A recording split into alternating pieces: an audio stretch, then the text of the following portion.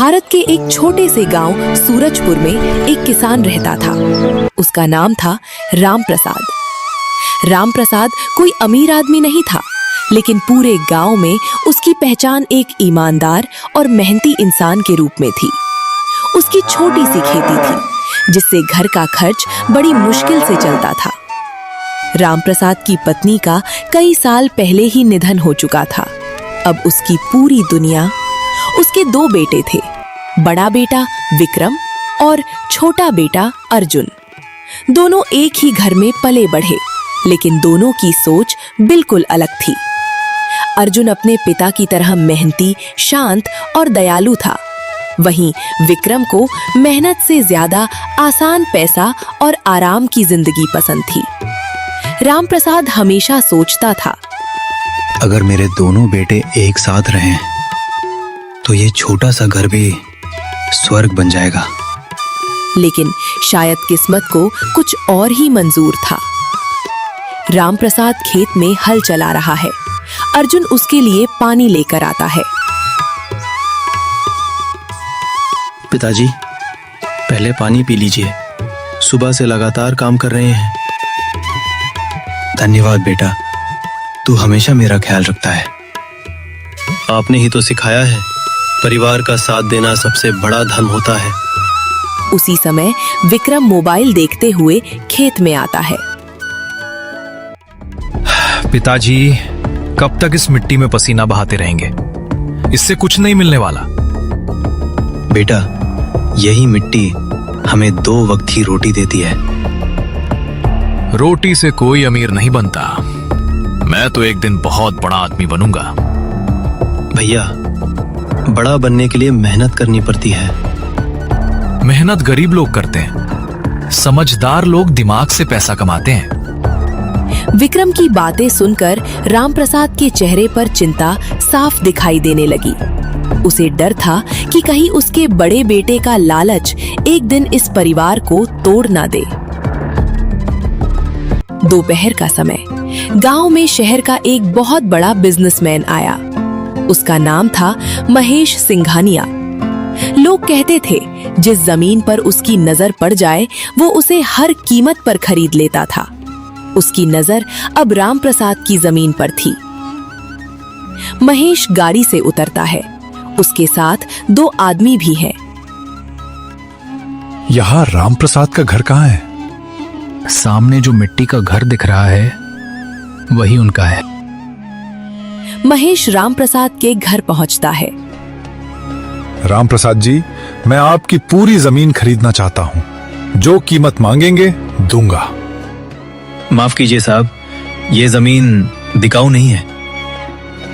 सोच लीजिए, इतनी दौलत मिलेगी कि आपकी आने वाली पीढ़ियां भी आराम से रहेंगी। दौलत खत्म हो जाती है साहब, लेकिन बाप दादाओं की निशानी नहीं बिकती। महेश हल्की मुस्कान के साथ चला जाता है, लेकिन जाते जाते उसकी नजर विक्रम पर पड़ती है।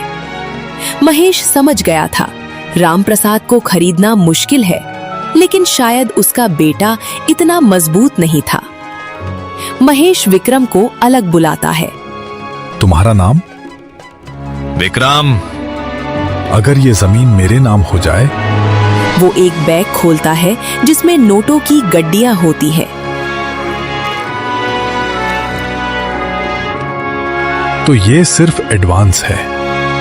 विक्रम की आंखें नोटों पर टिक जाती हैं। सोच लो, गरीबी में जीना है या राजा बनकर। उस दिन पहली बार विक्रम ने इतने पैसे एक साथ देखे थे। उसके मन में लालच का एक छोटा सा बीज बोया जा चुका था।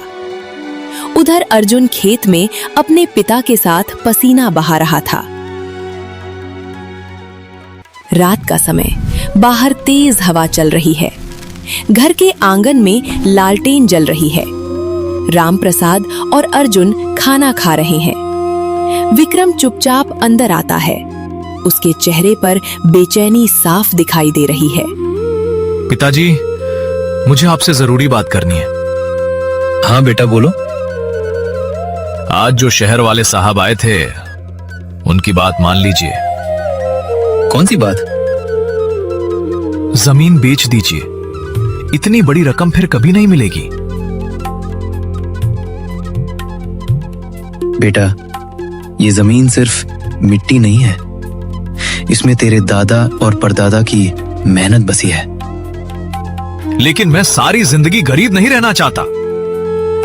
गरीब होना शर्म की बात नहीं है, बेईमान होना शर्म की बात है। दुनिया पैसे वालों की इज्जत करती है, गरीबों की नहीं। विक्रम की बातें सुनकर अर्जुन से रहा नहीं गया। भैया, पिताजी की बात मान लीजिए, मेहनत करेंगे तो सब ठीक हो जाएगा। तू चुप रह, तू तो हमेशा पिताजी का पक्ष लेता है। मैं सिर्फ सही बात का साथ देता हूँ। एक दिन यही जमीन मेरी होगी, फिर देखना। गुस्से में विक्रम घर से बाहर चला जाता है। रामप्रसाद की आंखें भर आईं। उन्होंने कभी नहीं सोचा था कि उनका अपना बेटा दौलत के लिए अपने ही परिवार से लड़ जाएगा। उसी रात रामप्रसाद पुराने संदूक से कागज और कलम निकालते हैं और कुछ लिखना शुरू करते हैं। वो कागज कोई साधारण कागज नहीं था, वो थी रामप्रसाद की वसीयत। अगली सुबह रामप्रसाद एक लिफाफा लेकर सरपंच के घर पहुंचे। अरे रामप्रसाद, इतनी सुबह सुबह सब ठीक तो है? ठीक हूँ, लेकिन मन बहुत परेशान है। क्या हुआ? कल से तुम्हारा चेहरा बुझा बुझा लग रहा है। मुझे अपने बड़े बेटे विक्रम की चिंता हो रही है। पहले ऐसा नहीं था, लेकिन अब उसके मन में पैसे का लालच घर कर चुका है। जवान लड़का है, समय के साथ समझ जाएगा। काश ऐसा हो, लेकिन मुझे डर है कि कहीं यही लालच मेरे जाने के बाद दोनों भाइयों को अलग न कर दे। तुम आखिर कहना क्या चाहते हो? मैंने एक वसीयत लिखी है। वसीयत? हाँ, इसमें सिर्फ जमीन का बंटवारा नहीं है, बल्कि मेरे बेटों की आखिरी परीक्षा भी है। मैं समझा नहीं। अगर मैं आज सब कुछ बता दूंगा तो इसका कोई मतलब नहीं रहेगा। बस इतना चाहता हूं कि मेरे मरने के बाद पूरे गांव के सामने से पढ़ा जाए। और अगर तुम्हारे बेटे पहले पूछे तो? तब भी मत बताइएगा, चाहे कुछ भी हो जाए। ये लिफाफा मेरे मरने से पहले नहीं खुलना चाहिए। ठीक है, मैं तुम्हें वचन देता हूँ। धन्यवाद दोस्त, अब मुझे थोड़ा सुकून मिलेगा। रामप्रसाद चले जाते हैं। दूर पेड़ के पीछे खड़ा विक्रम सब देख रहा होता है। वसीयत? आखिर उसमें ऐसा क्या लिखा है जो पिताजी मुझसे भी छिपा रहे हैं? नहीं, मुझे हर हाल में उस वसीयत का सच जानना होगा। उस रात पूरा गांव गहरी नींद में सो रहा था, लेकिन विक्रम की आंखों में नींद नहीं, सिर्फ वसीयत का राज था। अगर मुझे पता चल जाए कि वसीयत में क्या लिखा है, तो मैं पहले ही अपना रास्ता बना लूंगा। वो चुपके से घर से निकल जाता है और सरपंच के घर पहुंचता है। बस किसी तरह वो लिफाफा मेरे हाथ लग जाए। वो दीवार फांदकर अंदर घुसता है। जैसे ही तिजोरी खोलने की कोशिश करता है, कौन है वहां? सरपंच लालटेन लेकर बाहर आते हैं। जी, मैं। विक्रम, आधी रात को यहाँ क्या कर रहे हो? वो मेरी बकरी इधर भाग आई थी, उसी को ढूंढ रहा था। झूठ मत बोलो, तुम्हारे हाथ तिजोरी पर क्यों हैं? सुनो विक्रम, कुछ चीजें वक्त से पहले जानने की कोशिश मत करो, वरना बाद में बहुत पछताओगे। मैं चलता हूं। विक्रम वहां से चला जाता है, लेकिन उसके चेहरे पर गुस्सा साफ दिखाई देता है। अगली सुबह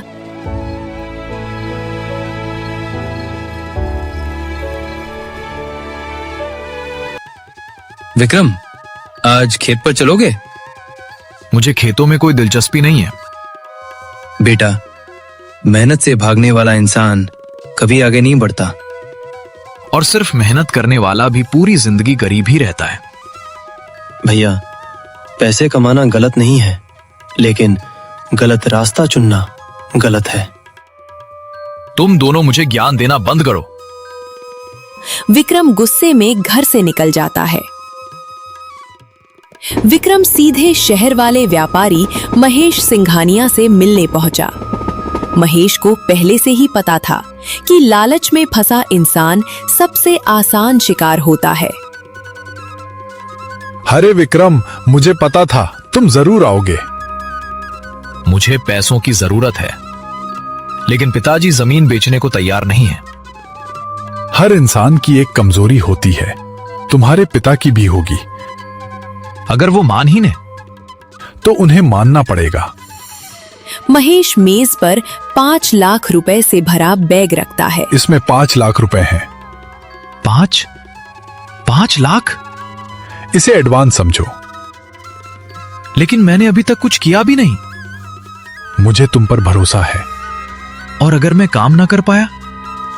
तब ये पैसे ब्याज समेत वापस कर देना। विक्रम कुछ पल सोचता है और बैग उठा लेता है।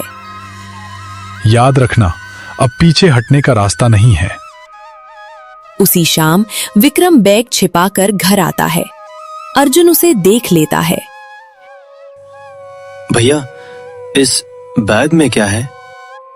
तुमसे मतलब? मैं सिर्फ पूछ रहा हूं। अपनी जिंदगी पर ध्यान दो, मेरी नहीं। विक्रम कमरे में चला जाता है।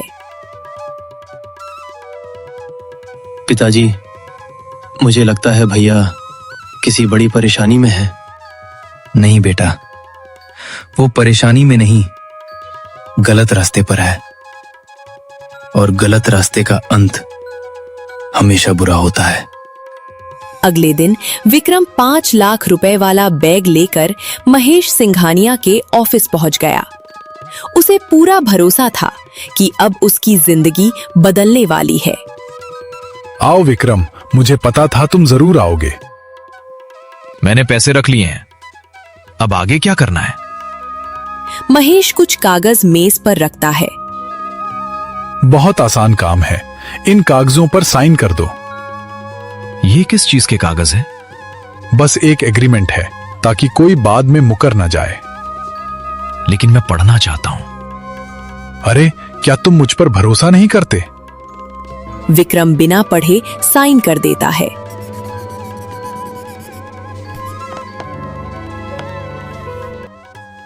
बहुत बढ़िया, यही गलती मुझे चाहिए थी। 2 दिन बाद महेश के आदमी विक्रम के घर पहुंचते हैं। विक्रम, सेठ जी ने बुलाया है। जी सेठ जी। कहाँ है मेरी जमीन? पिताजी अभी भी नहीं मान रहे। थोड़ा समय दीजिए।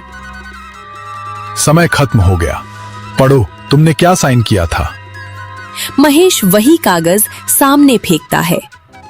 विक्रम कागज पढ़ते ही घबरा जाता है। ये तो लिखा है कि मैंने आपसे 50 लाख रुपए उधार लिए हैं। बिल्कुल सही। लेकिन आपने तो सिर्फ 5 लाख दिए थे। इसलिए तो कहा था पहले पढ़ लिया करो। आपने मेरे साथ धोखा किया है। धोखा नहीं, सौदा किया है।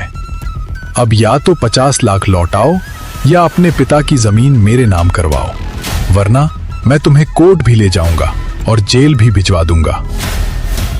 विक्रम घबराकर ऑफिस से बाहर निकलता है। मैंने क्या कर दिया?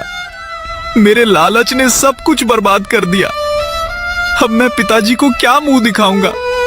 पहली बार विक्रम को एहसास हुआ कि लालच से कमाया हुआ रास्ता हमेशा बर्बादी की ओर ले जाता है।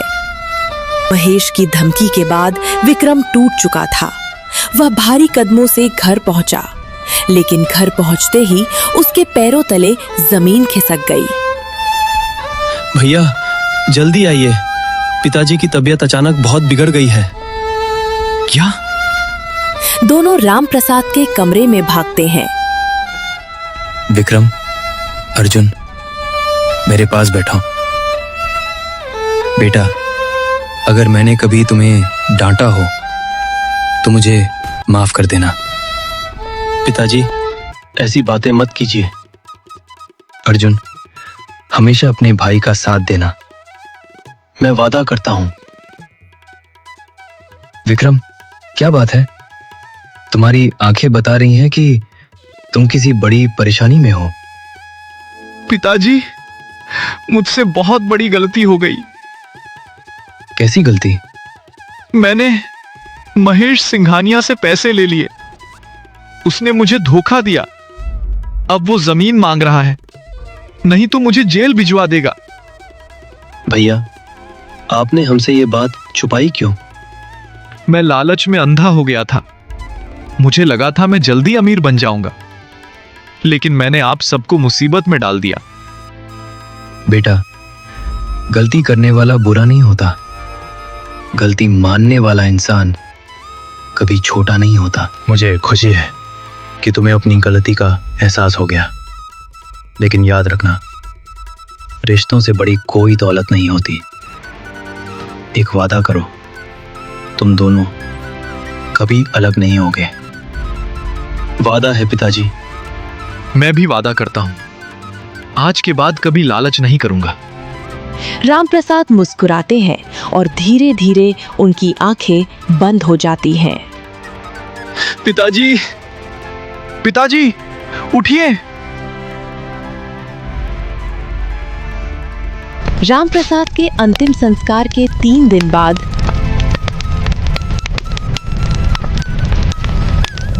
पूरा गांव सरपंच के आंगन में इकट्ठा हुआ।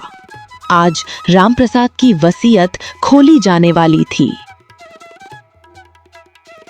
आज मैं रामप्रसाद की आखिरी इच्छा सबके सामने पढ़ने जा रहा हूं। सरपंच लिफाफा खोलते हैं। मेरे प्यारे बेटों, अगर तुम ये वसीयत सुन रहे हो तो इसका मतलब मैं इस दुनिया में नहीं हूं। मेरी जमीन किसी एक बेटे की नहीं है। इस जमीन का मालिक वही होगा जो अपने भाई का साथ कभी नहीं छोड़ेगा। अगर तुम दोनों जमीन बांटने की कोशिश करोगे या इसे बेचने की कोशिश करोगे तो मेरी सारी जमीन गांव के स्कूल और अनाथालय के नाम कर दी जाएगी।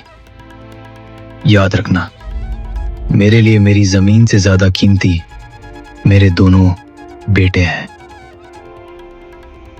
पिताजी, मैं हार गया। मैंने जमीन के लिए अपने ही परिवार को खोने की कोशिश की। भैया, पिताजी हमेशा कहते थे, परिवार में माफी मांगने से कोई छोटा नहीं होता। आज से हम दोनों मिलकर पिताजी का सपना पूरा करेंगे। तभी महेश सिंघानिया वहां पहुंचता है। ये जमीन मेरी है। नहीं, मैंने लालच में गलती की थी, लेकिन अब मैं अपने पिता की आखिरी इच्छा कभी नहीं तोड़ूंगा। और तुम्हारा सौदा कानूनी भी नहीं है। ये जमीन अभी भी रामप्रसाद की वसीयत के अनुसार सुरक्षित है। मैंने पुलिस को पहले ही सब बता दिया है। उसी समय पुलिस आ जाती है। महेश सिंघानिया, धोखाधड़ी और फर्जी दस्तावेज बनाने के आरोप में आपको गिरफ्तार किया जाता है। पुलिस महेश को हथकड़ी लगाकर ले जाती है। अर्जुन, क्या तुम मुझे सच में माफ कर सकते हो? भैया, रिश्ते जीतने के लिए होते हैं, हारने के लिए नहीं। चलो, आज से नई शुरुआत करते हैं। उस दिन 2 भाइयों ने सिर्फ अपनी जमीन नहीं बचाई, बल्कि अपने पिता के संस्कार भी बचा लिए।